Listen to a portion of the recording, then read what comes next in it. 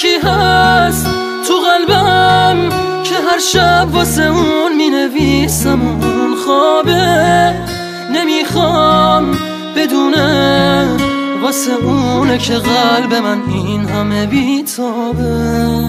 یه کاغذ یه خودکار دوباره شده همدم این دل دیوونه، یه نامه که خیسه پر از عشقه با کسی بازم اونو نمیخونه. یه روز همینجا توی اتاقم یه دفعه گفت داره میره، چیزی نگفتم آخه نخواستم دلشو قصه بگیره. گریه میکردم درو که میبست، میدونستم که میمیرم.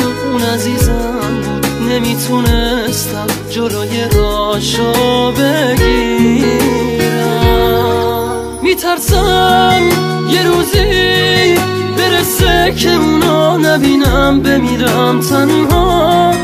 خدایا کمک کن، نمیخوام بدونه دارم جون میکنم اینجا. سکوت اتاقا داره میشکنه تیک تاک ساعت رو دیوار. دوباره نمیخواد بشه باور من که دیگه نمیاد انگار.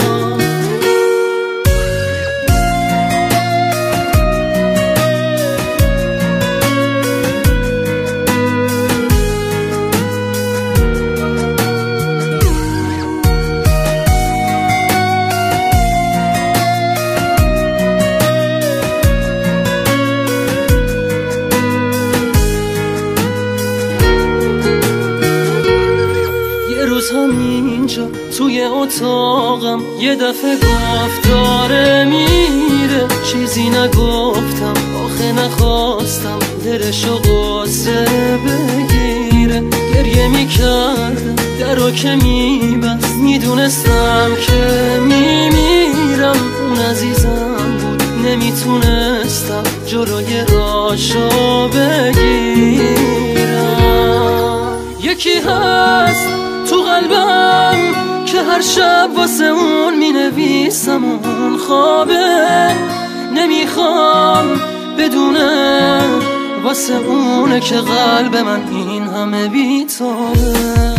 یه کاغذ یه خودکار دوباره شده همدم این دل دیوونه، یه نامه که خیسه پر از عشقه با کسی بازم اونو نمیخونه.